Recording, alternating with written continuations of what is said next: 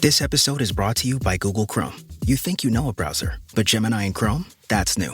It can help you with practically anything on the web, like restoring a vintage motorcycle from a 50-page restoration blog, or finally break down that long article you've had open for weeks. Gemini and Chrome is here for it. Ready to make anything online make sense? There's no place like Chrome. Check responses, setup required, compatibility and availability varies, 18+.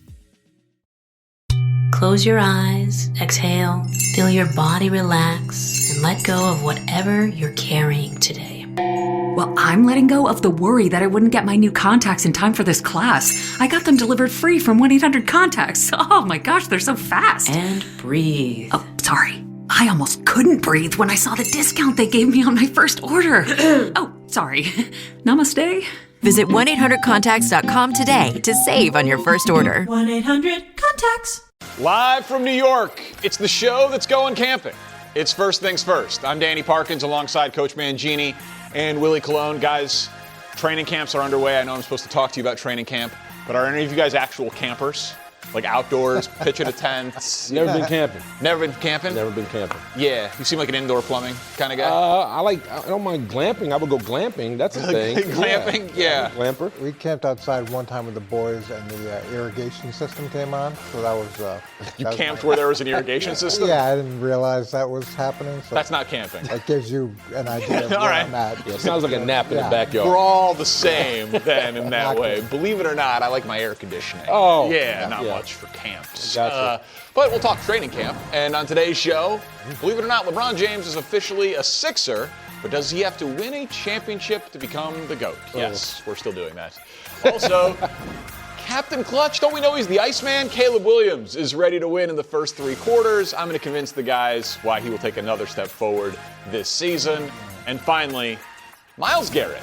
He's calling out the defending champs. Ooh, I like it. Coach, it's only training camp, so I know you love Myles Garrett already talking about the Super Bowl, right? Yeah, that's perfect. That's exactly what you're supposed to fast forward. Yeah, start talking about it right away. Well, he's got a lot of experience with the Super Bowl in Cleveland. Yeah, he does. There's a lot of background, but he does put him closer to the Super Bowl, that's for sure. He does, yeah. He's a pretty good player. Let's start in Baltimore, where the good news is Lamar Jackson has a couple of MVPs, and the bad news is Lamar Jackson has 3 career playoff wins. That did not stop the All-Pro quarterback, though. Everyone's talking Super Bowl on day one, from envisioning what hoisting the Lombardi Trophy would look like. Take a listen. I always wanted to get it done now. Yeah. You know, it's from day one. From when I got drafted, man, I wanted to get it done then. Yeah. I look at all the greats, the guys before me, you know, who won it. And it's like, I always wanted to be in that confetti. I always say that. Like, I want to feel that confetti falling down like you just won the Super Bowl. Like, I want to feel that atmosphere. I want to be that. I want to be one of those guys to leave that behind for them, you know, when I'm done playing football.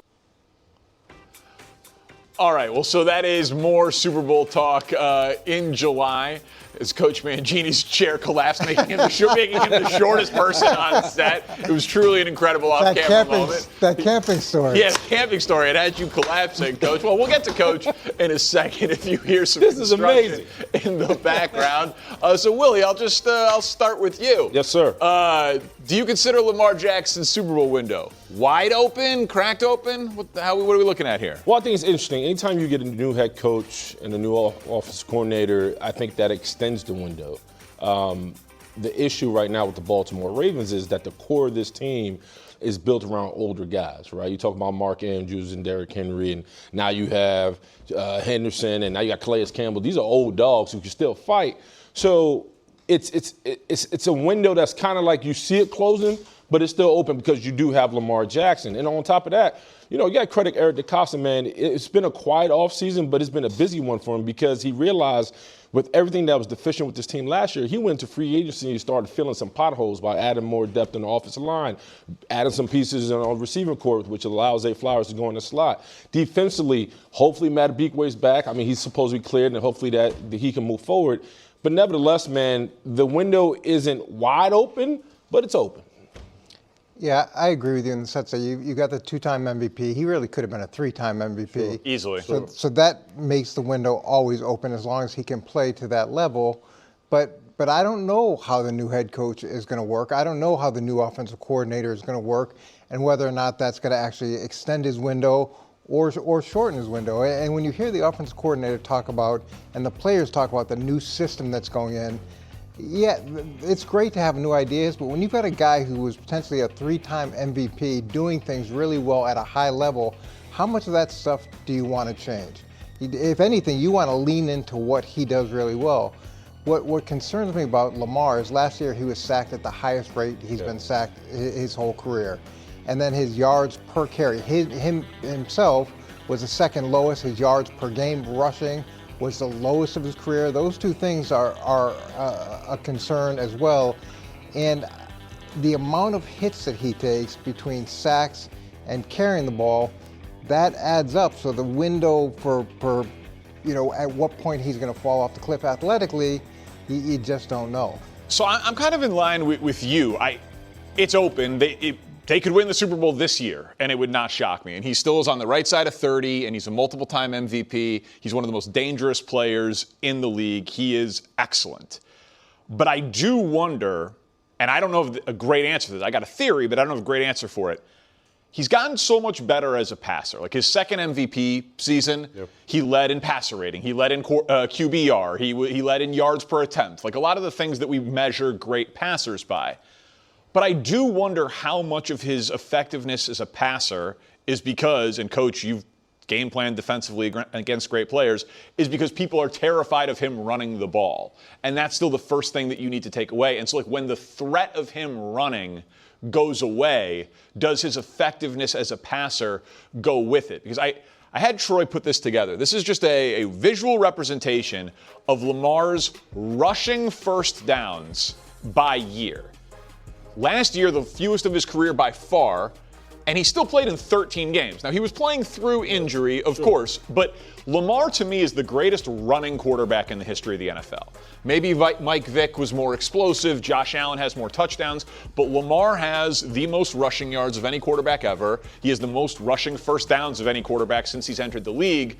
But if that trend goes down, where he is not moving the ball with his legs, I do wonder if he goes from being an elite top 5, one of the toughest players in the sport to game plan against, to just a league average player. And I don't know how much longer that athleticism is going to be there for him running the ball.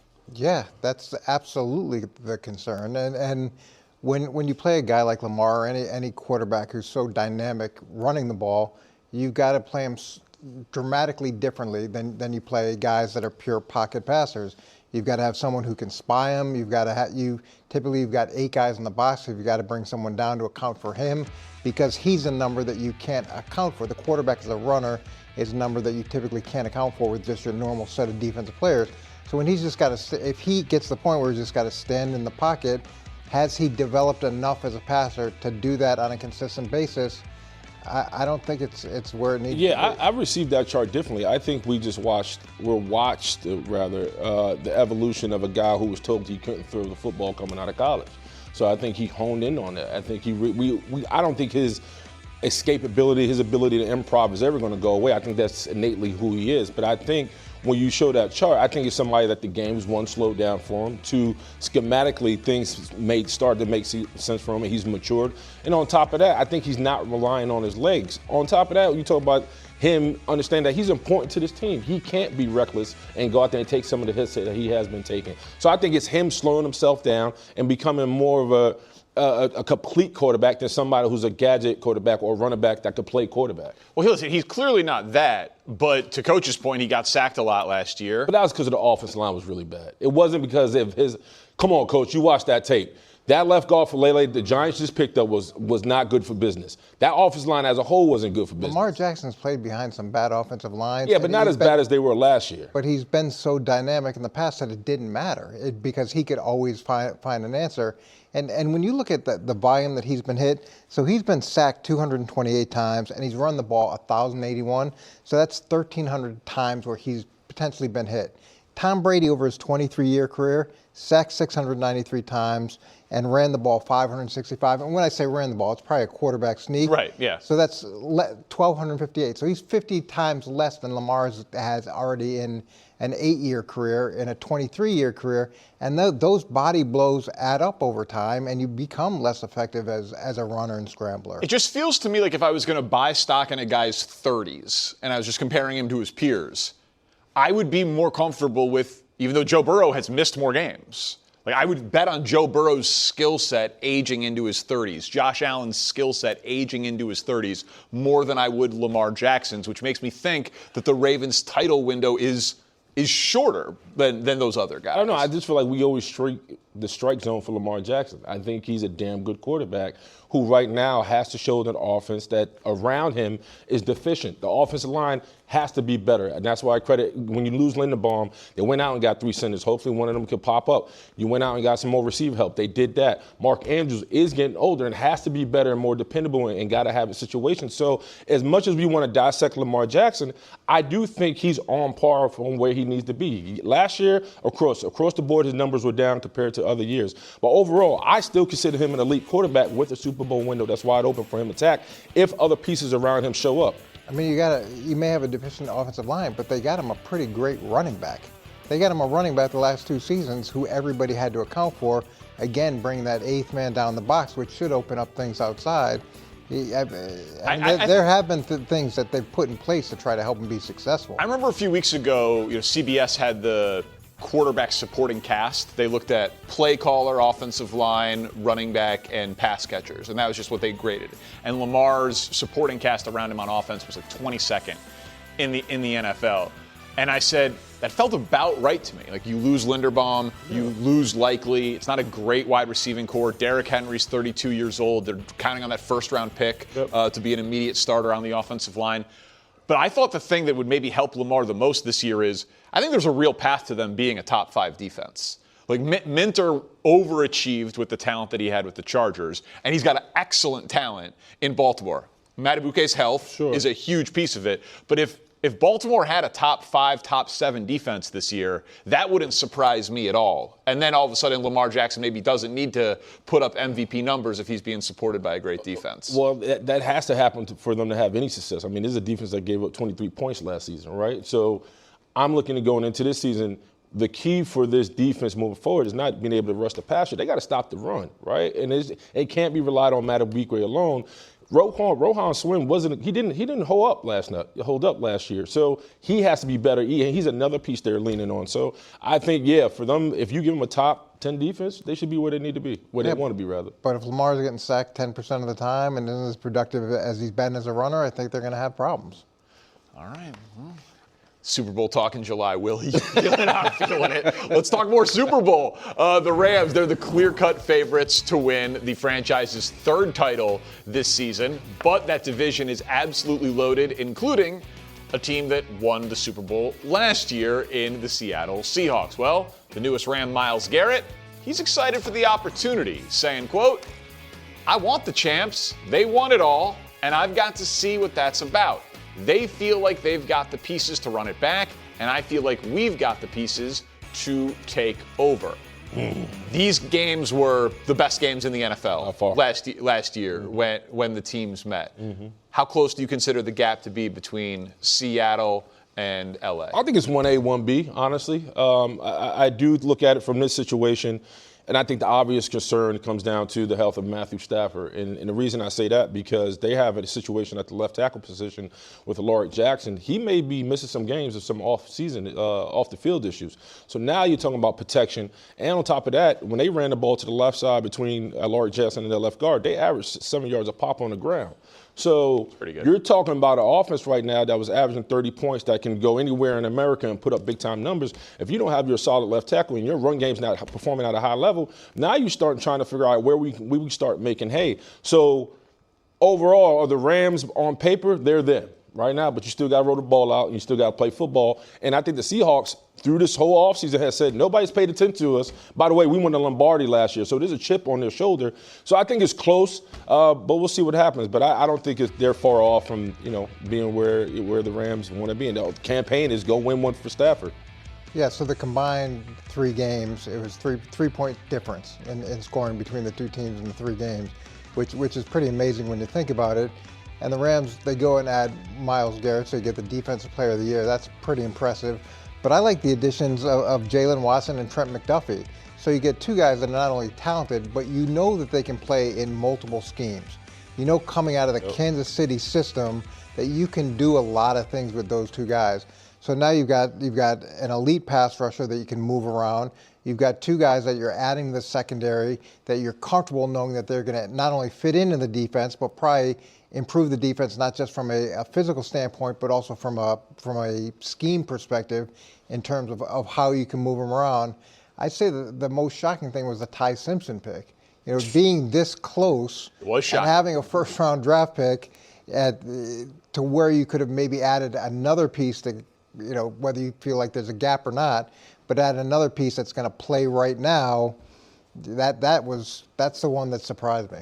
So, just to visualize what you just said, they played 3 times last year. The gap was 3 points. But even if you go a little deeper than that, within 80 yards of each other, basically, between all 3 games decided by 4 or fewer points, the NFC Championship game is a classic.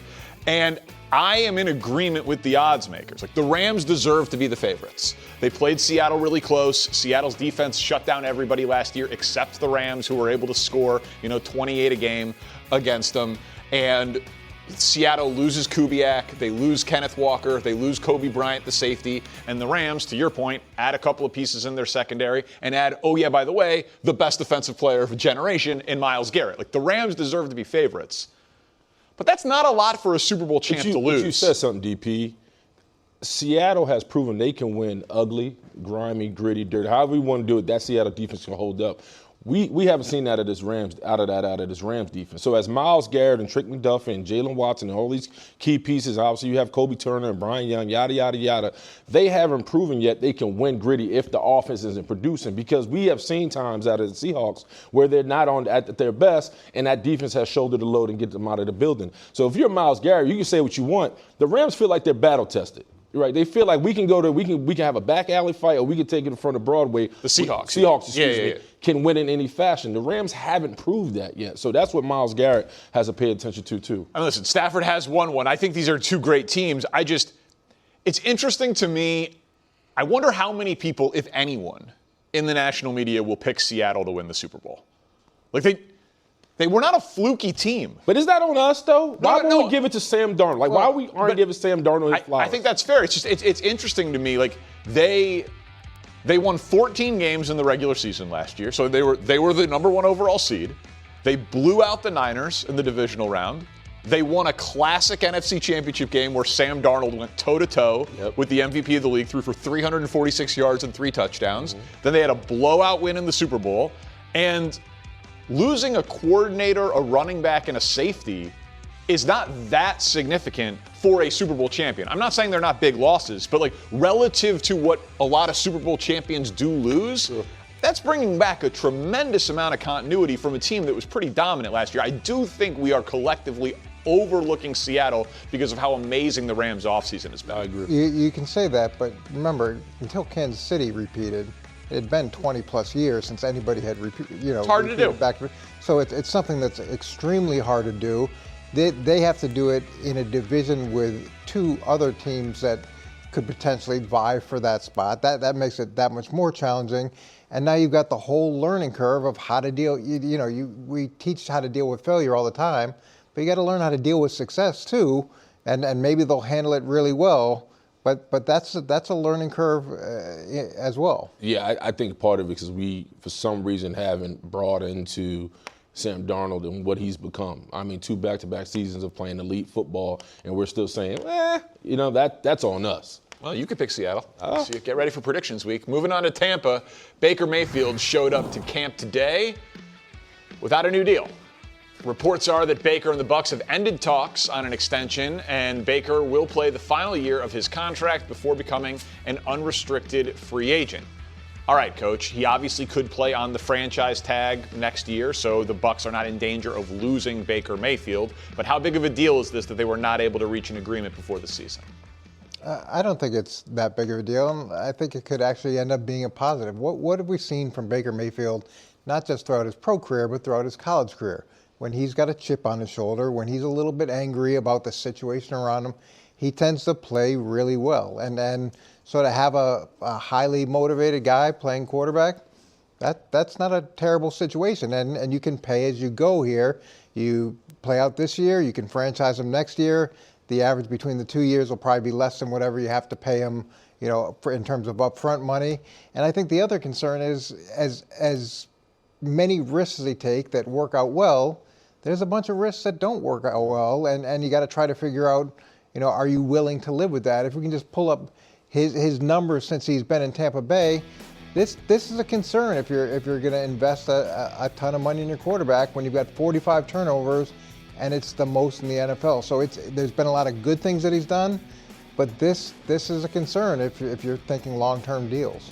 Yeah, listen, I see it this way. I think the Bucs are somewhat of a fading franchise right now, and they're looking at a quarterback who they probably love because he did deal with a lot of injuries last year. The Bucs did give him an opportunity to kind of revamp his career.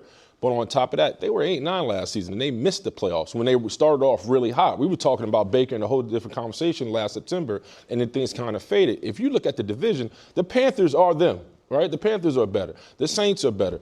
Every team in that division is better, but not because of what the quarterback is able to do, because as a team, they've gotten better roster-wise. If you look at the Bucs roster right now, they're not good. They have a struggling offensive line. Vita Vea wants out of there. The defense pretty much packed it up towards the back end of that season and said, we're out of here. And so now you see all these barn fires going around the roster. It's not about Baker and giving him his money. The fact right now, from a talent standpoint, a roster standpoint, they can't compete with what they got to go against in their division. So it's a concern. Are you willing to give Baker $55 million when you don't have a D-line and a secondary that can compete in a division that's getting better? It's an issue. So but that is going to happen. That is how this ends.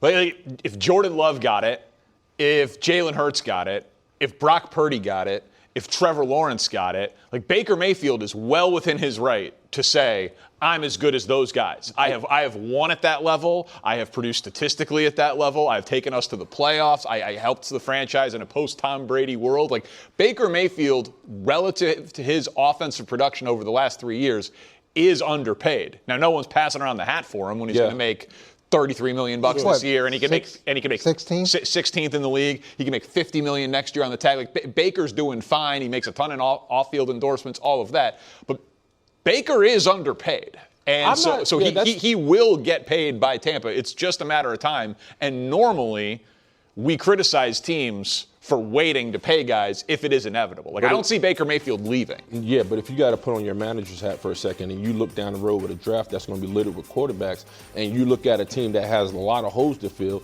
you want to put all your assets into one guy just because of what he's been able to do? Or you want to say, hey, man, I got a chance to go in the draft, get a young guy, and continue to build up this roster because Baker's getting older.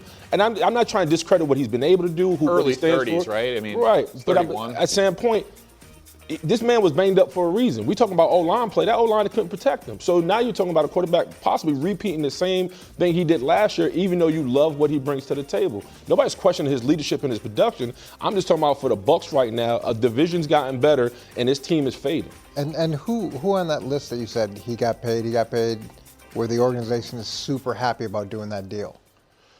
I mean, I'm pretty sure that Jacksonville's happy with paying Trevor Lawrence. I'm pretty sure that the Packers are happy with paying Jordan Love. It's a have and a have-not league. Like, everybody can't have Josh Allen. Everybody can't have the quarterback that no one has any questions about. You need a team to win a championship. And when you're paying premium prices, there's premium expectations. So if you're just going to say, okay, we're comfortable being 8-9 or 9-8, or if we're comfortable living in that world, then yeah, you go ahead and pay it. Correct. But you're essentially looking to try to take the next step, and it is a have and have not world. And I've been in the have not world. Yeah, how'd that go for you? Yeah, it wasn't great. but the flip side of that is, if you're looking at it organizationally, is how can we compete for a championship every year? You're aspiring to get that guy that can do that. I hear you, and I think that is like, logically, that makes sense. This is going to end, in my opinion, with the deal. With Baker getting a deal. And so whether that is next year coming off of a franchise, all that means is he's now negotiating off of making $50 million instead of making $33 million. So the longer you wait, if you are inevitably going to pay him, you are just going to end up paying him more money the longer you wait. That's just how contracts work in the NFL. I would tag him and bag him. Move on. Well, I mean, you get to do that too and keep kicking the can down the road. All right, coming up, Rachel Nichols and Kevin O'Connor will join us if LeBron's GOAT status. Yeah, we're still talking GOAT. If it's on the line in Philly. Coming up, First Things.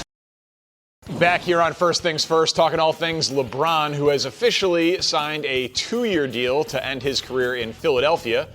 And Charles Barkley says these final 2 seasons could be the thing that determines his GOAT status. Barkley says, quote, if he wins back-to-back championships and walks away from this thing at 44-45, I'll say something I ain't ever said before. I think I just saw the greatest basketball player ever. I'm joined now by Rachel Nichols and Kevin O'Connor. All right, Rachel, I guess LeBron's GOAT candidacy and legacy is still up in the air at age 42. Do you see it that way? Yeah, just he's only got to win 2 more titles back-to-back in a league that has had no repeat champions for 8 years because of all the rules changes. And he's got to do it at 44 or 45, and then he can be the GOAT. Seems fair. Come on, man. This coincides with Charles Barkley also revealing recently that he and Michael Jordan have reconciled. I am sure the extra high bar for LeBron has absolutely nothing to do with that. But look, I have said for a long time, I think Kevin has probably said something similar, that you can't really compare these players between eras. The rules are so different. The level of athleticism is different. The level of international players in the game and therefore competition is different. It is really about what you value, the era you saw them in, what memories you have. And I think a lot of people are going to have some pretty amazing memories from the LeBron James era, no matter where they fit on the scale of whether he's the GOATest of GOATs or maybe only the GOATerer of GOATs. Well, I like that. It's such a sensible way of putting it, Rachel, and you're spot on about it. That's exactly the way I feel. But ultimately, the debate is gonna rage on between Jordan stans and LeBron stans. And I think reminds me, as a Patriots guy myself, growing up a blessed Patriots fan, seeing 6 Super Bowls from Tom Brady, there were still people doubting Brady as the GOAT before he went to Tampa Bay and got his 7th. And then that 7th made even the people say, oh, it's Montana, oh, it's Manning. They say, okay, it's Tom Brady. And so I think if LeBron James does become the first player in the history of basketball to win a championship with 4 franchises, that would be something that does move more people towards LeBron is the GOAT argument rather than Michael Jordan. But I think, as you said, Rachel, you're right that it's different eras. It's hard to compare, but I do think LeBron winning another one is part of the reason why he went to Philadelphia to try to bolster that argument for himself. Maybe I'm just too cynical. I don't think that anyone changes their mind on anything anymore. So, I can't agree with that. I honestly don't think. I don't believe Charles Barkley. I agree. I don't believe Charles Barkley. I think that LeBron could win 2 more titles and then he would move the goalposts again to still say that it was someone from his era that he competed against, because that's just the way of the world in which we live in, unfortunately. I am a child of the 90s in Chicago. I have early memories of seeing Michael Jordan. So I'm a Jordan guy. It's kind of a birthright. But I saw LeBron James play in high school, and he still is unbelievable. So I love and respect watching LeBron James. I am able to keep those 2 thoughts in my head simultaneously and be a Jordan guy who is not offended by people who think LeBron is the GOAT. I know it's a mind-bending concept here. But I also think, and LeBron even alluded to it in his statement when he announced that he was moving on to Philadelphia, really? What else is he possibly playing for? He said it's not even about family. It's not about money. He just loves basketball and is trying to win. He's the all-time leading scorer who has 4 titles, who's won them with 3 different teams, and is still a top 20 player in the sport, Rachel, at age 42. The idea that, I just need to see one more thing from LeBron and that would tip the scales, it just seems ridiculous to me. Yeah, and I think when he says he wants to win, I don't think it has to do with him wanting to push himself ahead in the GOAT debate. I think it's because he wants to win and just even have contention to win. I was in the Paris Olympics, and after they won that gold medal, it really struck me that LeBron, one of the first things he said is, God, it was so great to play for something again. And he said it again, actually, when he returned to Los Angeles just a month or two after that. So it stuck in my head. He said it twice. And I think for a guy who has gone to the finals 10 times in his 23-year career, and the first 17 of those years was when he went the 10 times. So really, for more than half of his career, the NBA Finals were the LeBron James Invitational. He was always in it or close to in it. And it's been 5 or 6 years since he was even sniffing anything of that, since the bubble in 2020. So I think the idea of getting to play for something, they might not be the favorite. I think Vegas still has the Spurs, and then maybe even the Thunder next as the favorites. But the idea that he is in the mix now with this Sixers team, that is something he has been wanting, and that hunger and fire was renewed really for the last couple of years since the Olympics. And I think he's getting that now. And I think that is just as big a part of this as, does he actually win it? Where does it put him in the, all-time rankings, all of that kind of stuff? I do think this is a cherry on the top stage of LeBron's career. But like, the fact is that if he does win it, and never mind the back-to-back scenario that Charles Barkley is teasing with that high bar, it might not be his intentions to go to Philadelphia. To your point, Rachel, he might just want to compete and be in it and have an opportunity. But the byproduct of that, if he does win it, is bolstering that argument even further that he is indeed the GOAT. But ultimately, I think, to your point, Danny, earlier, you mentioned like you're a Jordan guy. You grew up in that era. I think Jordan, definitely there's the argument that he had the greatest peak of any career, but LeBron has the longevity, and he has a great peak as well. So I think for LeBron, if he's able to have these different stages of his career where he won, even early in his career, going to the championship in 2007 with the Spurs when they weren't ready, like losing, they get swept, but that Cavaliers team stunk, and then do it when he's old in his 40s. That argument for greatest career, I think, will be undeniable. I mean, he's got basically every youngest to ever do blank and oldest to ever do blank accolade that you could possibly have at this point. But let's move on to a team that LeBron snubbed. The Warriors are in a fascinating spot. So they miss out on landing LeBron. Reports are now saying that Golden State owner Joe Lacob is focused on building a team for the post-Steph era. Now, this comes on the same day that the Warriors agreed to a one-year, $27.7 million deal with Draymond Green, which was actually the same contract that he opted out of in order to give the Warriors some flexibility to try to land LeBron. Now, Curry has played all 17 of his seasons, obviously, in the Bay. He's got 4 titles. But KOC, if they're planning for a post-Steph world, should Steph try to finish his career outside of Golden State?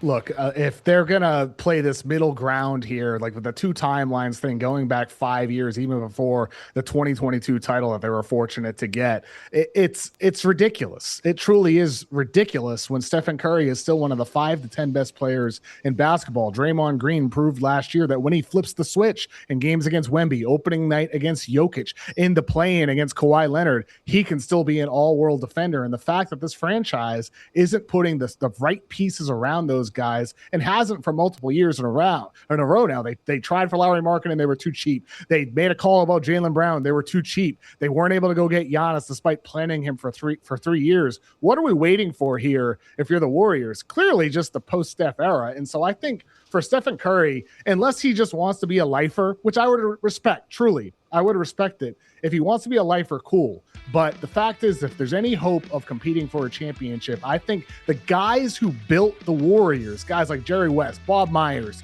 Travis Schlenk, these front office executives are gone. And Joe Lacob took over. This isn't the same Warriors, and they have not operated the same way. And very clearly, if you're Stephen Curry, if you have any intentions to want to win another championship, you're 5th.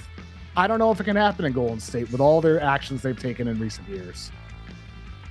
I just hate hearing this. I hate hearing it from owners. We heard it at the end of LeBron's tenure in Cleveland the second time around. Dan Gilbert wouldn't trade some valuable picks because he said, we don't want to be left high and dry again when LeBron ultimately leaves. And so LeBron is stuck looking at J.R. Smith like this during his last championship run in Cleveland because he wouldn't get the help that he needed because they were so worried about the post-LeBron era. And then LeBron does leave. And guess what? They still had a huge dip after LeBron left the second time. Steph Curry comes around once in a lifetime. Your franchise gets a guy like this once in a lifetime. You mortgage every piece of future you have while he is still, as Kevin says, as effective as he is, as Draymond can do what he can still do on important nights, and you go for it. Because guess what? After Steph is done, you're going to have a dip anyway, because Steph Curry is not going to be there. And so I think a fan base would rather see you go for it with Steph, and then if in the next 3 years the cupboard is bare and you just have a bunch of scrappy young draft picks trying to do the best they can each night, how is that any worse than what you have now, where you are watching Steph Curry, one of the greatest of all time, a top 10 player in my opinion, have to suffer through play-in after play-in and just sort of eking by? I don't think that's good for fans either. I don't think it's what anybody wants except maybe ownership. And I don't understand it when we see it time and time again, owners who get in their feelings about star players either leaving or just aging and can't say, hey, this is worth it. This is what I need to make it count for. So I agree with both of you completely. You could say they've had some bad luck with the injuries and what it would look like if Jimmy Butler was still at the peak of his powers and all of that. But clearly this is not a team that's ready to win a title. Brian Windhorst said something that at least piqued my interest because he's obviously very plugged in.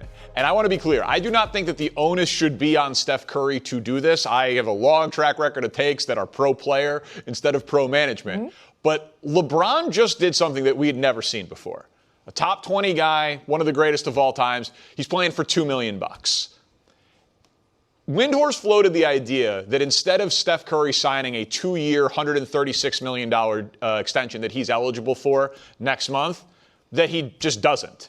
And that he plays out this season on his current deal, and then him and Draymond would be up. They'd have over $90 million in cap space, and you go in the next year and you see what you could do, and Steph plays for less. Now, again, that is letting Joe Lacob and everybody in Golden State off the hook for it. But if, to your point, KOC, he wants to be a Warrior for life, and he still has great basketball left, and these owners are clearly not going into the second apron, I do wonder if what we just saw from LeBron James, last Friday, of playing for the minimum, because these guys have now made hundreds and hundreds and hundreds of millions of dollars before they've made a single dollar off the court, and Steph is a very shrewd businessman off the court.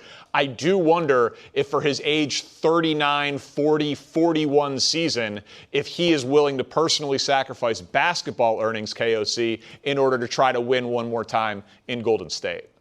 If you're the Warriors front office, if you're Joe Lacob ownership, and you want Stephen Curry to do that, you better start taking the actions now, today, to make him want to do that, because everything they've done in recent years has been the opposite of that. It has been reason to give him a wandering eye to look at Charlotte and say, LaMelo Ball's gone. Do I want to be the point guard of that team and have Splash Brothers 2.0 with Con Knipple and be part of that fun team and close out my career at home with my dad announcing games? That's everything they've done in recent years, has given him a reason to do just that and get paid in Charlotte to close out his career. But ultimately, I think for the Warriors, if they have any expectation of that, Danny, that they better start getting to it, start making some moves to get out of the play-in, because it's just an absolute embarrassment that they're in this position with Stephen Curry in the play-in every single year. They have a residency there. It stinks that Steph is in these games.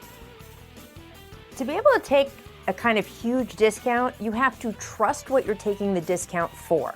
So in LeBron's case, he knows exactly what he was taking the discount for because the roster was already in place. And he said, great, I'm going to make $4 million a year for this roster. If you're a guy like Victor Wembanyama, you are taking a discount because you trust that you and the front office and the Spurs have this partnership. And by the way, Victor grew up worshiping the Spurs. It's the same exact people in the front office. It's Pop, it's R.C. Buford. He has seen a track record of decades knowing that he can trust them to use that money to good term and to be able to use it to help him build the team he needs. If you're Jalen Brunson, you can take a big discount or you can put off money because The man running the front office held you as a baby, is your de facto godfather who met you before your dad met you. That is how far back those families go and how much Jalen knew. If, you know what, if I put off some money, if I take now and I put off the $100 million till later, I can trust Leon Rose in the front office not to screw me over and to do the right thing in building this team. Steph Curry has not been shown by the Warriors front office that he can trust them to use that money to build a good team around him. Not this version, not the post-Bob Myers version. So I don't know if it's making moves now, like Kevin says, that would be helpful for sure, or whether it is Joe Lacob replacing this front office that frankly just hasn't gotten it done. And doesn't mean they're bad people, and it doesn't mean that they don't know anything about basketball, but it means that they haven't performed. And at some point, you've got to make a change if you are interested in doing things like keeping Steph Curry or asking him to sacrifice anything. You're not going to just do it and then let the front office fritter it away on players that haven't been scouted properly or guys who can't perform, or getting even a guy like Jimmy Butler in who was a big boon to their team but was older and injury prone by the time that they got him. You are looking for a younger guy to bring to this mix who can help them get back to the level that they should be at if you've got Steph on your team. And if Steph Curry can't be a lifetime Warrior, I'm not sure we'll ever see it again, because I don't think there's been any player in the last 25 years who's meant more to one franchise than Steph Curry has meant to the Golden State Warriors. Rachel, KOC, thank you so much. We appreciate it. Coming up is a career year incoming for A.J. Brown. He should get more targets in the middle of the field with Drake May than he did with Jalen Hurts. It's next on First Things First. So A.J. Brown is getting acclimated to his third team in 8 years. He's got a new quarterback, a new offensive coordinator. And here is how A.J. Brown is thinking about how he's fitting in with his new offense. Take a listen. I'm still getting comfortable each and every day. I'm grateful. The offense is I'm pretty in a good spot. You know, I want to say I'm like 90%. You know, and it's just really just about going to executing and getting on the same page with Drake each and every day. But I'm really comfortable. All right, so the question is, can A.J. put up a career year now that he's teamed up with Drake May? So I wanted to put together, those are his career highs, just in various seasons, in various categories. Now, if he did all that in 1 year, absolutely monster year. He is a top 10 receiver in the sport pretty comfortably. Willie, do you think he can have a career year? Production-wise with Drake May? Yeah, the goal is to get back to being top 5, which he once was. I think what's going to be interesting for Drake May, that is he's never had to deal with a receiver that's always going to be double covered, right? Like when defense prepare on Sunday, they worry about A.J. Brown at the boundary, you know. So it's going to force Drake May to throw into tight windows and see things different from how he saw it last year. And he's going to be playing better teams, right? So I expect A.J. Brown to still be explosive, to still be tough, a big-time possession receiver. But right now, the onus is on Drake May on how he can get the ball to him and build that chemistry, because how the defense is going to dictate where he should throw the ball, which should open up other things for other guys like a Kayshon Boutte and et cetera. But it's going to be a tough task for Drake May because he hasn't dealt with this type of receiver. A lot of those career numbers, too, came in his first year in Philadelphia. And so coming to New England, I don't think he's going to approach those numbers. And the concern I have is with a young quarterback, is he going to try to force it to A.J. Brown? And is A.J. Brown going to try to make him force it to him? And knowing Josh McDaniels for a long time and Mike Vrabel, their philosophy is you're going to throw it to the open guy. Now, A.J. Brown is going to say, I'm open every Correct, play. Right. It's like, it works out great. Yeah, I'm always open. I'm always open. No one can come to me. But even looking back at last year, if we can pull up the numbers, Stephon Diggs got 102 targets, so it's not out of the realm of possibility. Stephon didn't go in with anywhere near the fanfare that AJ's going in there, but those are big target numbers and big receiving. Well, right, a career high in targets would be 160 for A.J. Brown, right? It's 60 more than Stephon got last year. Right, so like when you say it like that, it's like, well, that's ridiculous. But what if you say it like this? 10 targets a game. Like 10 targets a game is 170 targets. But it goes back to what Coach said. You can't force it because you have A.J. Brown now, right? Like, you have to make it work for the offense. Like, you got to understand, Drake May, one thing Drake May has going into this season is continuity with Josh McDaniels. There's 21 other teams that have new OCs, right? So you're talking about the chemistry right now that he's building with an offense coordinator. He's going to keep that chemistry and listen and continue to grow. He's not going to detour or reroute himself solely because he has A.J. Brown. They went to the Super Bowl last year. Right, but they also gave up a lot to get A.J. Brown, and gave up a lot to get A.J. Brown when he probably does not. Listen, I know Mike Evans, we're talking about him getting 1,000 yards at 33, so he's more of an outlier. They are looking at this as a couple of years of like the prime of A.J. Brown, where he should still be able to give them top 10, top 5 level production.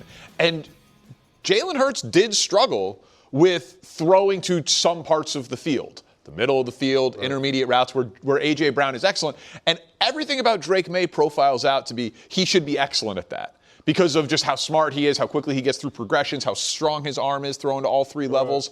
I would think that if you are going to go get A.J. Brown and bring in whatever distractions or anything like that comes with it, I would expect that you're going to feature him prominently in this offense. Yeah, you're definitely going to try to do that. But one of the things that can be so disruptive with the receiver is if you've got a game plan as an offensive coordinator and as an offense to give him the ball early, because otherwise he's going to be grumpy. Otherwise he's going to pout on the side.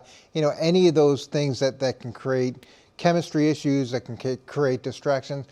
Hopefully that's not the case. And I do still, like I've said it many times, Drake May is a young quarterback, and A.J. Brown wants his touches. And the offense is predicated, like every offense should be on, you throw to the guy who's open based off the coverage, not throw to the guy because he expects the ball every play. I expect him to have a much better year this year than he did last year. Because of the quarterback play? Yeah. Or because he's probably feels like he's in a better situation where he's being appreciated? He's in a better situation because of the quarterback. But remember, those numbers that we showed, a lot of those were with the last quarterback he was with. So yeah, I think we forget A.J. Brown wasn't a Pro Bowler till he got to Philadelphia. Like, he wasn't a Pro Bowler. Like, we kind of scoff at the relationship him and Jalen Hurts had. Yeah, A.J. Brown was good in Tennessee, but when he got to Philadelphia, he was that dude because of Jalen Hurts. So let's breathe a little bit. This is a real chicken or the egg argument. But I'm just but we kind of like, oh, well, a lot of people loved Jalen Hurts not too long ago either. Now but I like get that. But we poo-poo on that production between those. Yeah. We can't do that. They put up big numbers together. You guys ready to go camping? I'll start the fire. You bring the marshmallows. So all right, excited. Let's go camping. Let's do it. All right, you're going to glamp. I know you. You're soft, Willie. Whatever. This episode is brought to you by Welch's Fruit Snacks. Back to school season can be tough on parents, but choosing a snack you and your kids can both get behind doesn't have to be. Stock up on Welch's Fruit Snacks, made with whole fruit and now made with no artificial dyes. It's a snack kids already love and one you can feel good about giving them. Go back to school with Welch's Fruit Snacks, now made with no artificial dyes. Live from New York, it's the show that's ready for some training camp fights. It's First Things First. Now, Willie, they wanted me to ask you if you've ever been in a training camp fight, which is laughable. How many training camp fights have you been in? Way too many. Way too many. Way too many. But I was a team first guy. That's why you fought your teammates? Well, love hurts sometimes. Love hurts. Yeah, tough love. Was it more your teammates or when they would have those like intra-squad practices and you get to hit someone else? No, it was more my teammates. Okay. Yeah. Great. Yeah. Great. You must have loved guys like that, right, Coach? I find them. You find them immediately? Yeah. All right. I'm 0 for my life in physical confrontations. Later on this hour, can Caleb keep winning in the clutch? I don't know why we're asking obvious questions. Also, is Jordan Love, he's gearing up for year 6. Is he a dark horse MVP candidate this year? He played like it for multiple stretches throughout his career. But right now, we're going camping. All 32 teams are officially underway at training camp. So we're going to be going city to city to break down the biggest storylines as we gear up for the season. First up, let's go to Buffalo. Look at us sending postcards from the road. The Bills coming off a 12-5 season, still reeling after that OT divisional round loss to the Broncos. We look good on a postcard. Who's driving? Well, I'm in the back. The RV drives by itself. We're rotating. We're taking turns at the wheel. We're going all over the country. Don't overthink the postcard. Okay. They gave up 33 points in that game. So here is my biggest storyline for the Bills. Are they finally going to give Josh Allen a defense? When we talk about Josh Allen and him falling short in the postseason, I don't find it to be fair compared to other quarterbacks who have fallen short in the postseason. Because Josh Allen, by and large, and I know he had a couple of turnovers in the loss. I'm not saying the last one he was perfect in, though he had plenty of great moments too. He has largely been an excellent playoff quarterback. If we just look at the games in which he's been eliminated in the postseason, in the Josh Allen era, they have averaged giving up 31.5 points per game and over 400 yards per game in their playoff losses. And the Bills scored over 29 points in 3 of the 5 games that they've been eliminated from the playoffs. So they bring in Jim Leonard. Everyone talks about him as some sort of defensive mastermind. He had a big influence on a Denver defense. So I'm wondering, Coach, if everyone's talking DJ Moore, are they finally going to give Josh Allen a defense? You would have been part of the group that fired the last head coach at Buffalo. You 100% would have been behind. When I saw this question, I thought it was a mistake. I thought you had put the wrong thing in. Let's take a look at the Buffalo Bills defense, where they ranked over just the last 5 years.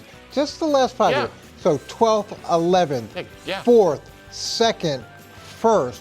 Oh, wait, in 2021, they're first in both yards and points. Second I'm sorry, and are those sixth. playoff rankings? Is that beating up on the Jets? So those are some terrible defenses. They've been top 10 in almost every points and yards in each of these categories for the last 5 years alone. It's trending the wrong direction. And there's been, if you drill down further, it's more of the same. So to say that he hasn't had a defense during this run that he's been there, you must be camping when you get this topic. All right. Yeah. I mean, realistically, man, the defense has been awesome to be honest. The problem is they've been hit with the injury bug. The interior of their defensive line was horrible. And on top of that, you lose Milano and a couple other pieces, and they've struggled. Now, I agree with you. If you're going to have Josh Allen go out there once again, they need a defense that can close games. Have they been a great defense in the playoffs? Have they been a great defense against good teams? I don't think they've been bad. I haven't gone through every single one of their defensive games, but look, at some point, if you're a great quarterback, you're going to have to figure out a way to win some big games. And yeah, we can throw up those numbers, but to universally say he's never had a good defense when historically he's had a lot of good defenses. He needs a defense that's peaking at the right time and playing better come the playoffs and able to do it against the actual good teams. Maybe the new head coach will be able to get that done. Jim Leonard would be great. He's a spawn of the Rex Ryan tree, so he'll be fine. Coach, very salty whenever a defensive head coach gets fired. Let's go to L.A. My guy, they're going to hate this one too. Justin Herbert, he's getting ready for year 7, coming off a season where he threw just 26 touchdowns and 13 picks. But he has a new offensive coordinator this offseason to work with. So my biggest camp storyline is, what is it going to look like with Justin Herbert and Mike McDaniel? And I will admit that these are just 2 of my guys. I've been a big Mike McDaniel fan, obviously love Justin Herbert's talent. But I have kind of marveled at what Mike McDaniel was able to do in Miami, yes, statistically, with, we'll be generous and call it below average quarterback talent. Now, at times he had Tyreek Hill and Jalen Waddle and elite playmakers, no doubt. But that is the quarterback ranks over the 4 years that Mike McDaniel was in Miami. And you see the quarterbacks that threw a pass for him at the bottom. Skylar Thompson, Teddy Bridgewater, Quinn Ewers, Tyler Huntley. That's a list, boy. And Tua. This is like Mike McDaniel going from the Mazda to the Maserati. And I cannot wait to see what it's going to look like for Justin Herbert. Yeah, it's going to be a lot of quick game motions. The goal for McDaniel with Herbert is to get him to throw with anticipation, not sit in a pocket and kind of dissect things. They want to speed things up, and they want to access his talent without feeling like, man, everything has to be a Herculean effort for him to have success. They want to give him the easy stuff. Right, and so I think that's what we'll see. And also, they're going to have a run game. The offensive line is healthy. The defense, we know what they can do. But I think from an offensive standpoint, I think they have enough around them. It's just about making life easier for Justin Herbert, and I think McDaniel can deliver that. One of the things that I respect so much about Jim Harbaugh is his openness to doing whatever someone wants to try that they think can be successful. And as a former quarterback, as an offensive coach, he was always willing to listen to new ideas. And I think he's going to give McDaniels a lot of room to implement his system, but he's also going to have a fair amount of input and impact on the offense as well. It's going to be really interesting to see how much of McDaniels' true offense that he brought from Miami, that he's had over time, is implemented right away. How much of it is sort of the things Jim believes in and the things Mike believes in, and fuse those together. And to your point, he did a great job with Tua, who at the point he came in was lacking confidence and was able to maximize a lot of the things that Tua does well. And we talk about Justin Herbert as a Maserati all the time, but at some point we've got to see it running at Maserati level. Otherwise, it's just the same conversation year in and year out. And also recognize, like McDaniel's office, they run the ball now. It's not just on rhythm throws. They run the ball and they get out into the spaces and they create things on the outside. And so I think with him, it's about, if you give him a solid run game, life is going to be a lot better for Herbert. He just can't be the end-all, be-all for the Chargers and expect success all the time. That's kind of what I envision this as being. Like, they signed a fullback. They signed an interior offensive lineman. Obviously, Harbaugh loves to run the ball. I feel like they are going to try to make this easy for Justin Herbert with the run game. Greg Roman, the one thing he does really loves well is run the football. So to say that there was an emphasis in with the Chargers. Well, we knew the offensive line was banged up, so that kind of right. But I'm saying if there's a strength that he had, that's true. The running game was a real strength for him. It's an interesting offseason for them. They're getting back both of their tackles. Yep. They're getting a new offensive coordinator, and your offensive coordinator is, even if you say he hasn't played like a Maserati consistently, he is at least a Maserati level talent, right? This is by far the most talented player at the quarterback position that Mike McDaniel has ever coached. Now you're talking to somebody that has a poster over his bed of Justin Herbert. I'm just saying, he's never. If you don't agree to this, coach. Well, look, I picked after my pick for MVP went down, I went the Justin Herbert route too and was disappointed. So, yeah, hopefully we see it, because we talk about it every year. Yes, we do, and we'll do it again this year.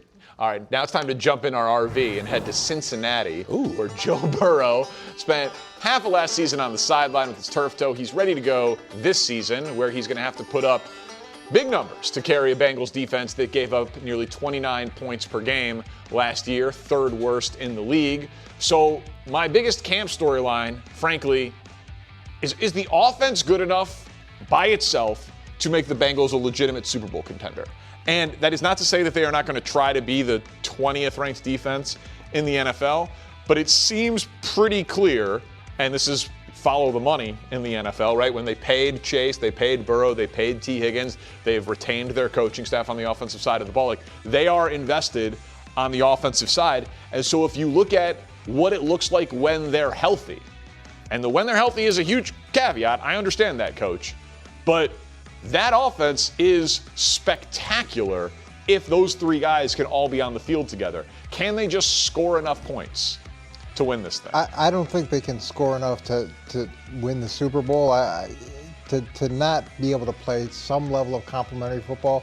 So if it's so skewed like we've seen in the past, where the offense is outstanding and the defense is borderline dismal, yeah, there's going to be days where the offense is off. There's going to be days where it's just not clicking. And if the other side has no chance to hold up their end of the bargain, it's not sustainable enough to be able to push through to a championship. Yeah, but this is why I put a lot of pressure on Zach Taylor. He has to respond better. The Bengals start off historically bad coming out of the gates. And when you have a quarterback who's injury plagued, defense, now that you do have a defense, you have to understand there's a chance Joe may get hurt, but we can't fall out of it early. Now we have an offense, we have the weapons on the outside, we have a fairly decent offense line, we have a run game. We still have to win games because we do have a defense. So it's a lot of onus on Zach Taylor to respond better if the worst happens, which is Joe Burrow getting hurt again. Because using the excuse like, well, we don't have Joe, so there goes the season, that gets old. You still got to go out there and win games because you have enough talent. There is a talented enough roster to go beat some teams out there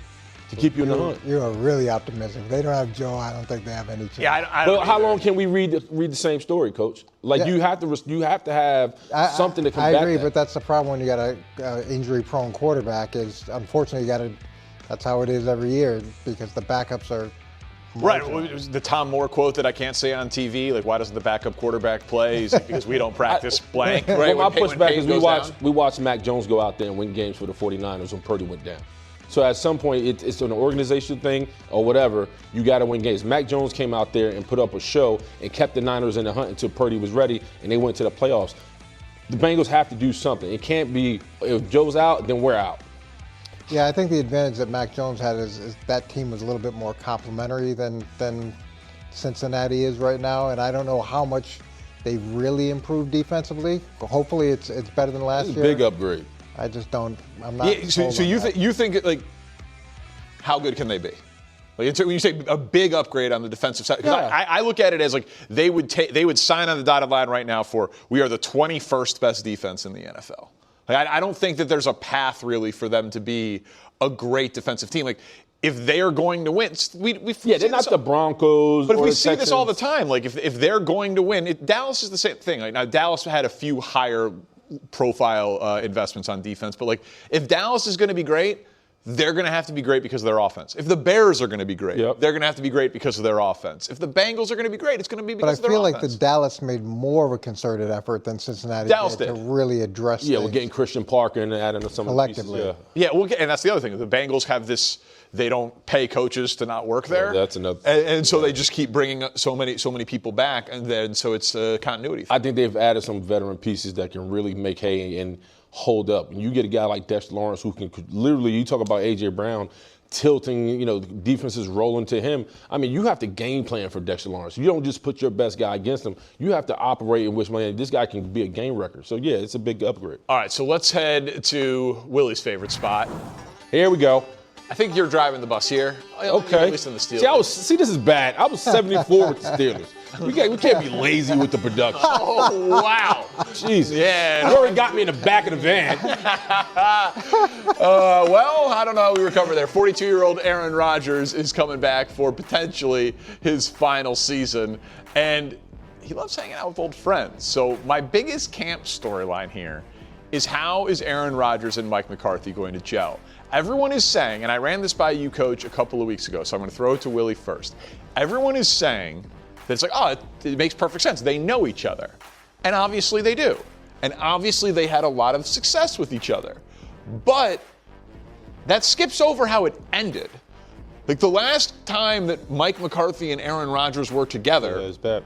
It was bad, and it was publicly bad, and it was bad for a pretty decent sample of a couple of years, to the point where there was the breakup, and people were like, should Aaron Rodgers retire?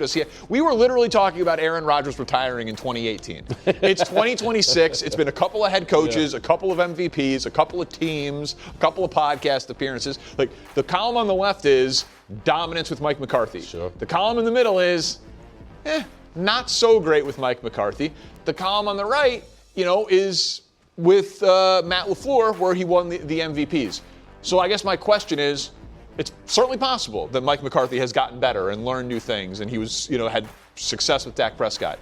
Do you think there is a high ceiling with this offense, with this reunion, given Rodgers' limitations at this age of his career? Well, two things. I think you hit it right on the head. I think concern comes when adversity hits. It's all love and reunion. Everybody's happy right now. But we know right now Aaron is older. He's a little more grumpy, a little more set in his ways. And Mike McCarthy, because he's homegrown, there's an expectation because of what he's been able to do in his career of producing an explosive offense. Well, the Steelers weren't explosive last season, all right? And so valid they were 15th in scoring. The goal is to get that to possibly 13th or 12th with Aaron Rodgers. And if there's any turbulence in it, so to speak, can that relationship still mend and not feel separated because one is not getting what they want out of the relationship or the offense? I think right now for the Steelers, there's a big concern on the offensive line because the right side of that offensive line has now moved to the left. Troy Fautano and Mason McCormick are now on the left side, and now you have this big gap on the right side.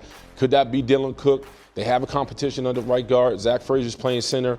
All that together. That's a lot of questions. When you talk about an offense, even with the addition of Michael Pittman, and DK's obviously been there, but with Rico Dowdle, it all starts up front. So we watched the Steelers come out the gate a little slow, and they kind of picked it up. I expect the same thing, but I expect the relationship of what they had and what they've been able to produce in the past reinvent itself, and they play at a high level. I don't know how high the ceiling is, but they're going to reach the highest possible ceiling that they can together. And this so whatever it is, they're going to get there. Whatever the ceiling is for these two guys, their best chance is reaching it together. And this is like one of those great bands that breaks up because the two leads want to have a solo career, and they get back together for one tour. Where they are in their careers is so different than when they broke up in Green Bay. It's in Mike's best interest to make Aaron work. It's in Aaron's best interest to make Mike work. They know each other. They've got a history together. They've got reps and experiences that they can build off of. Again, I don't know what the ceiling is, but whatever it is, I would imagine they've got the best. Well, I do want to add quickly, and I know we got to roll. There's more pressure on Mike McCarthy to produce than Aaron, because when you replace a great legendary coach in Mike Tomlin, one thing Mike T had going for him, he could put out fires. Mike McCarthy has to prove he can still put out fires if things go awry with this team. Because when you have Aaron Rodgers and you have this one of the highest paid defenses in the league, you're expected to win and get in and do what you do. So I don't know if many people are expecting them to win. I am, DP. Okay. Well, loser. That's number 74 of the Pittsburgh Steelers, expecting big things. 66 on your postcard, 74 in your heart. There you go. Here, as we talk about Caleb Williams, and I'm going to try to convince, there it is, lazy production, not here at First Things First, whether or not Caleb is going to come Post up. was like Chuck Noll. This episode is brought to you by State Farm. Listening to this podcast instead of doom scrolling? Smart move. Another smart move? Getting help from one of State Farm's 19,000 local agents when you choose to bundle home and auto. Bundling, just another way to save with the Personal Price Plan. Prices are based on rating plans that vary by state. Coverage options are selected by the customer. Availability, amount of discounts and savings, and eligibility vary by state. All right, coming up August 9th on Fox, the stars of IndyCar are going full throttle as they look to chase down Alex Palou in Portland. August 9th, only on Fox. Back here on First Things First with Coach and Willie, let's talk Bears. They led the NFL with 6 fourth-quarter comebacks last season. It's totally sustainable, guys. It's going to be funny. Caleb Williams, pretty much. Prompter said it, not me. He's the equivalent of Michael Jordan. But Caleb is hoping that this season, it requires a little less of the dramatic. So Ben Johnson met the media earlier today, and he was kind of saying the same thing about consistency with a ton of praise for his quarterback. Take a listen. I mean, he's got it all, Stacy. There's really nothing I don't think that he can't do. It's just elite arm talent, playmaking ability, escapability. He has his legs that he can hurt a defense with. I mean, there's just so many layers to who he is as a player. I think that word consistency comes up over the course of a 60-minute game or more if we need it, to where we're playing high-level quarterback play throughout that game. I mean, you see flashes of it, and yet we're trying to tap into that where we're just consistently delivering the ball where it needs to go, giving it to our guys around us, and then we all know that he has that ability to put on that Superman cape when the time calls for it. So I think everyone would agree. A little bit more consistency from Caleb Williams would be nice. Look at Coach's face. All right, Mr. Smirk over there. If Ben Johnson's willing to say it, I'm certainly willing to say it. Do you expect Caleb to build off last year's success? Hey, we didn't hear the sound from Caleb, right? Didn't he talk about this year? He's hoping it's more entertaining. He did say and more exciting. Well, but he was saying more exciting throughout the course of the game. Yeah, he just sounds it's just more exciting, more entertaining. I didn't hear him talk about consistency. I didn't hear him talk about efficiency. And when you hear Ben Johnson talk, it was the classic compliment sandwich, right? 50 accolades, all of the great things he can do, and then it's like, but we really need some consistency throughout the course of the game of high-level quarterback play. Oh, but he can put on a Superman cape. So it was like that compliment sandwich of I better flatter him. Leadership 101. I better flatter him. Then I give the reality of the situation, and then I better flatter him again because we don't want to hurt his feelings. Do you expect Caleb to build on last year's success? I hope he builds on last year's success. Do I expect it? I'm not sure what to expect. I think that when he came into the league, he had this assumption that it was going to be easy and that he was going to take the league by storm, and he found out that it was dramatically different. And then with the transition to Ben Johnson, there was a lot more, it seemed, openness on his part to do the things that he was being asked to do. Now he's had another level of success. Does he go back to kind of that, hey, I've got the right answers, don't worry about it, I'll take care of it, we'll come back in the end? Or is he going to lean into what Ben Johnson's saying and really push the things forward that he needs to push forward? Yeah, my expectation for Caleb is for his ability to process things faster, right? And that turned every snap into backyard football, to be a quarterback that plays 4 quarters of efficient football and have command. I think when you look at him, we love to highlight the throws and all that stuff. And I think if you ask Ben Johnson, I think he would like his quarterback just to command an offense and not force a fourth quarter quarterback, because one, the defense is going to be with the defense, but offensively they can be a stable and play at neutral. It doesn't have to be an action hero type performance for the Bears to win all the time, because that does burn the candle. And so listen, I love Caleb. I don't want to hate on the man, but I think he's a rising star, and I think right now he has to be able to be willing to play boring football, which we said time after time on the test. So he has talked about being more consistent and not needing to rely on the heroics in the fourth quarter. So he has echoed that with the coach. I have no questions about the work ethic. I want to put this up on the screen, and you guys tell me what I'm missing. And maybe if I'm doing this through Bears colored glasses, you tell me. But 2024, that's his rookie year. 5-12, 18 points per game, 20 touchdowns, the most sacked quarterback in 20 years of football. Facts. So year one of Ben Johnson is the column on the right. And he said, this was on the record, he's like, we have to stop the negative plays. He's like, the negative plays will kill a drive, they will kill a possession, they will kill our offense. He went from the most sacked player in 20 years to, it was not a problem, 24 sacks. That is like a totally reasonable, for a guy who the reputation is, he turns his back to the offensive line, he's freelancing on. 24 sacks, I will sign up for that every year for the rest of Caleb's career and be thrilled about it, given that he played in all the games. So if he improved over 7 points per game, he slashed his sack rate, he added 7 wins to the record, he added 50% to his touchdown rate. Why would I not expect him to continue improving when everybody agrees he's an elite talent and everybody agrees that Ben Johnson's an elite coach? Like, why would I not expect it to keep getting better? Because the Caleb Williams that we're looking for, it showed up in the second half of games. Like, you understand, after the second Viking game, the second time they played the Vikings, that's when the light turned on for Caleb, right? That's when we started looking at him. He got better as the year went on. Right, but we looked at him differently after that game, because I think he put up like 14 touchdowns and he only had like 3 interceptions after that game. So why wouldn't that continue? It can continue. It's predicated too on his openness to continue it. And I do think, I just have no reason to doubt that. Well, I do. But when he came into the league, didn't you think there was a bravado that probably hurt him initially, and an assumption that things were going to be easy, and then he got humbled, and as a humbled player, he seemed a lot more open to what was being asked of him, and now he's had another layer of success. Do we go back to sort of doing it our own way, or do we, like I said, lean into what's going to collectively lift the team? A lot. Yeah, but he still has Ben Johnson. Like Ben Johnson is not going anywhere. Like listen, I think Caleb is excellent, obviously, but I also look at Ben Johnson as a Sean McVay, Kyle Shanahan, Andy Reid caliber offensive mind and offensive play caller who is just going to be the guy who gets the most out of his quarterbacks. Well, I think it goes back to Coach said, it's about the buy-in. Does he continue to buy in and understand the structure and what they want to do, and not say, hey, man, I hear you, but this is what I do? Because he did have a lot of success.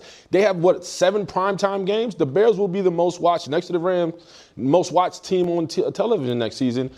Do you buy in like it's a Bears way, or is it Caleb Williams' way? We have to see. Trevor Lawrence had a rough first year and then had a much better second year, and then it's been a little bit like this over time. But he's had multiple coaches.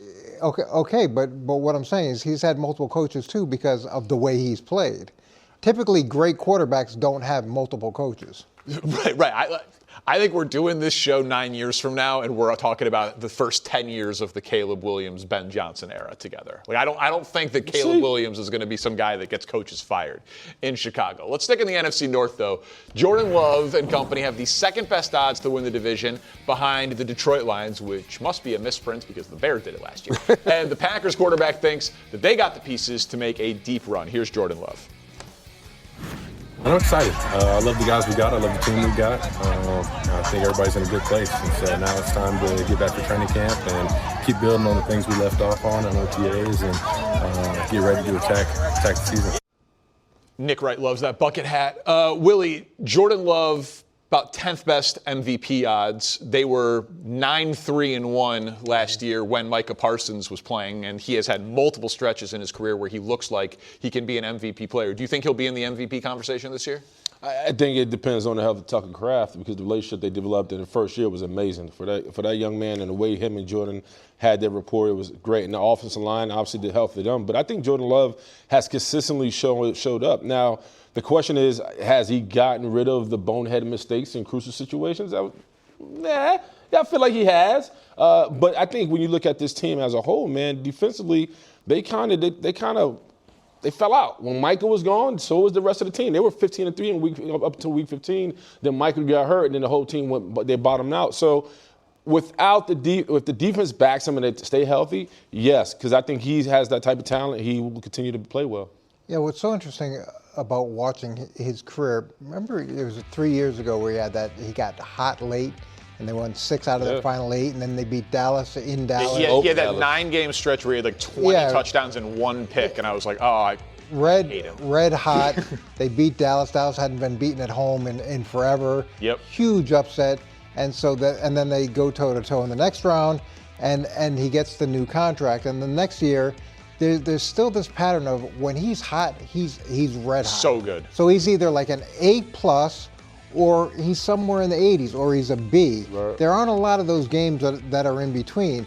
Now, if he can get hot later in the season, like he's shown at different points, then he could definitely be in that MVP conversation, because he's shown that ability. But it's the up and down high and the low. And last year, they lost their last 5 games. Now, he didn't play all those games. And then they blow an 18-point lead against Chicago? Yep. They got an 18-point lead going into the second half. You'd like to think that he could have done something there to hold on. And he made the mistake at the end of that game. Like, Jordan Love doesn't throw a lot of interceptions, but when he throws interceptions, they're like, these are like some of the worst interceptions that I've ever seen. But he doesn't throw a lot of them. And to your point, he is a very exciting player to watch because he is streaky. He throws the ball down the field. Yep. Sometimes I'm like, it's 3rd and 3, and he throws the ball 20. He throws the ball 20 yards down the field. I'm like, that is not necessary. But his highlights are really exciting, and it shows a very high ceiling. So I definitely think he can be in the MVP conversation. The NFC North, and we'll get into this more over the next month, it is just so loaded. Like, it is, the Vikings feel like they upgraded at quarterback and they have the best coaching staff in the division. I don't agree with that, but like Brian Flores is still there. They got Kevin O'Connell. They got a ton of talent, and they got Kyler Murray. Right. The Lions, they're the favorites, right? They are a loaded offensive team with some real talent on defense. The Bears won it last year, won a playoff game, have Caleb, have Ben Johnson, feel like they're ascending.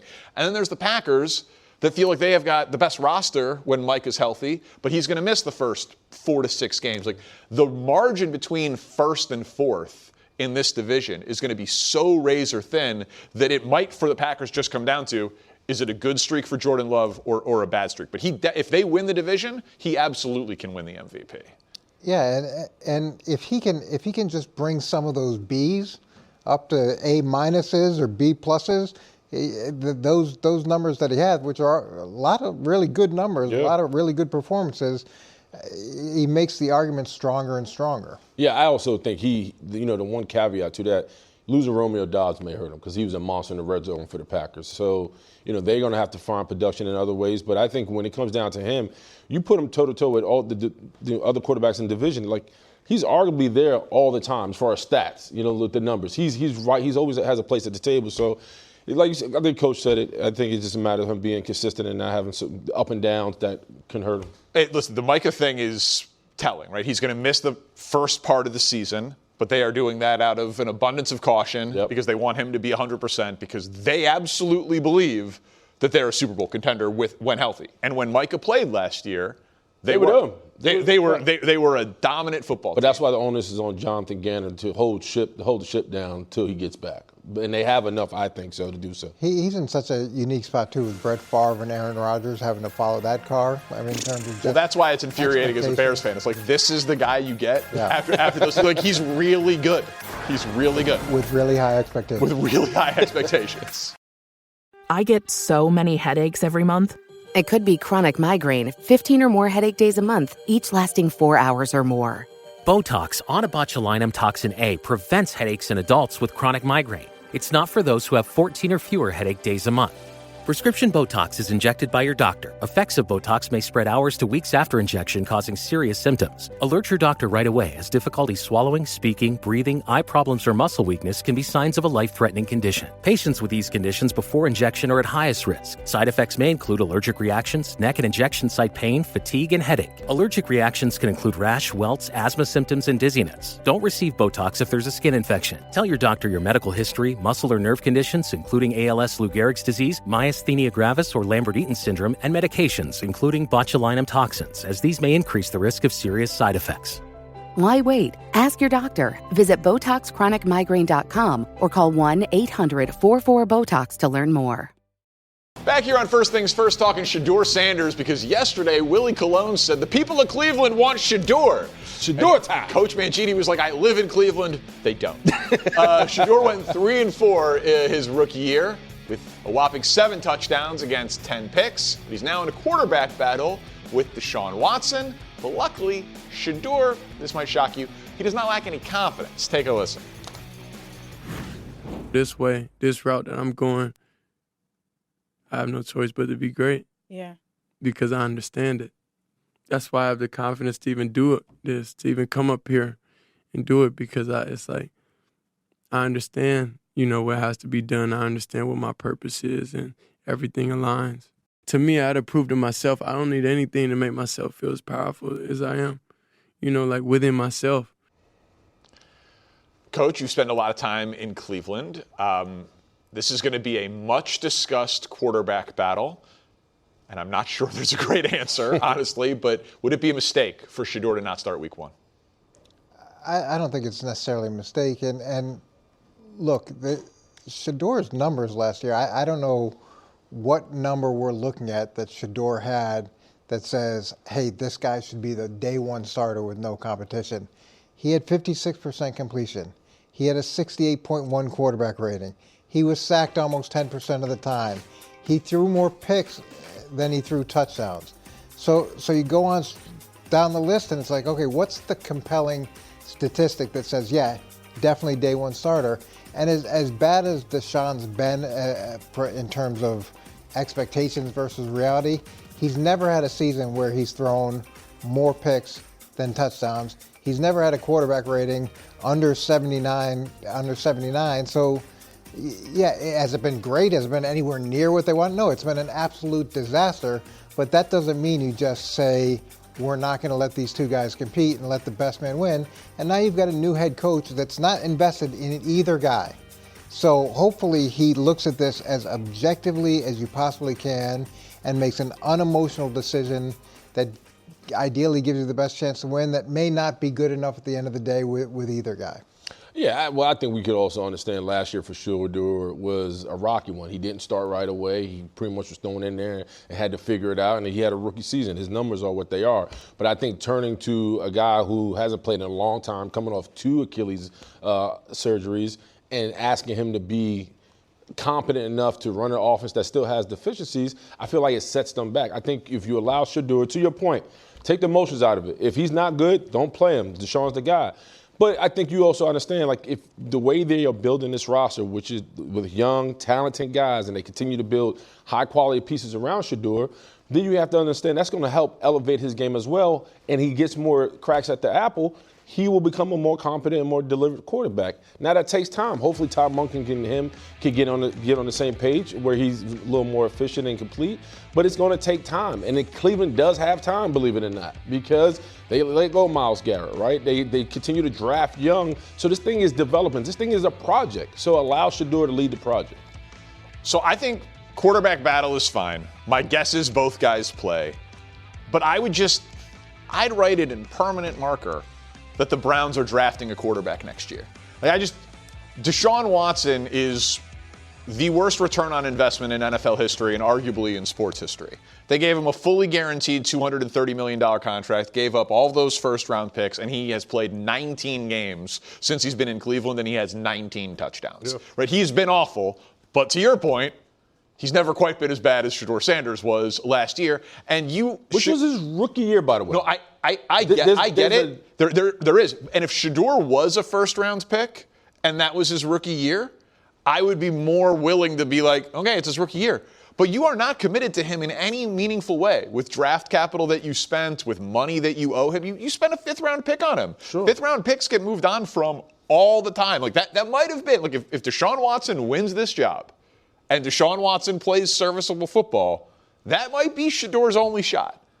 Like that but is. You're still going to draft a guy. And that's what I'm saying. Yeah. And then that player would be in front of Shedeur, next year in Cleveland. And then but now you would be looking elsewhere. But you're also looking for a guy to help mentor a guy when that's injury prone. Instead of having a young quarterback in place and grow another young quarterback, now you have two young quarterbacks that can grow underneath one system. Seems like a more efficient way of going about it. Well, we live in a time now where we've seen quarterbacks that were once great quarterbacks or quarterbacks with high expectations that failed, that suddenly have a fairy tale, sort of second act with Sam Darnold, with Baker, with Geno, like the guys who have.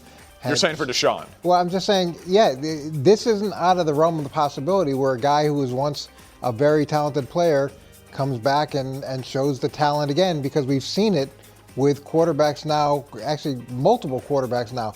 But they didn't have those type of injuries, Coach. Like Deshaun's cooked. I'm not saying from the neck up he's not competent. Physically, I don't think he can be what we thought what he used to be. And he may not be able to. I'm just saying it's not out of the realm of possibility. If he is physically okay to play and they're going to be able to see that on the field, it's not unbelievable to a guy that once was extremely talented to once again perform at I'm not saying it's going to be like he was, but at a level. Right, you're not talking about the 5,000-yard season he had at 23 years old with Bill O'Brien, one of the great seasons we've seen. We've seen guys who everybody completely written off, who had talent and ability, that suddenly have a second act that's like, wow, that's amazing. And you said, Todd Monken should be able to look at it with clear eyes. Like, can ownership gave him $230 million guaranteed, all of those draft picks. My gut tells me, like if Ty goes to the runner in Little League, my gut is Ty would go to Deshaun Watson. But that's the problem. The mistake would be if Shedeur beats him out in camp, but because of Deshaun Watson's contract and everything that comes with him, you have to put him out there. I think that's the mistake. No, if he beats him out, I will give them the benefit of the doubt that he'll play. But if it's close and they're like, wow, we do not have a good quarterback here, my gut tells me they'll play the guy that they've paid a ton of money to. Yeah, absolutely. Right, that tends to be how it goes. Unfortunately, ownership will sometimes stick their finger on the scale and weigh it one way or the other. Hopefully, though, when you hire a new head coach, you let him do the things that he thinks are right. We'll be following this quarterback controversy all through training camp.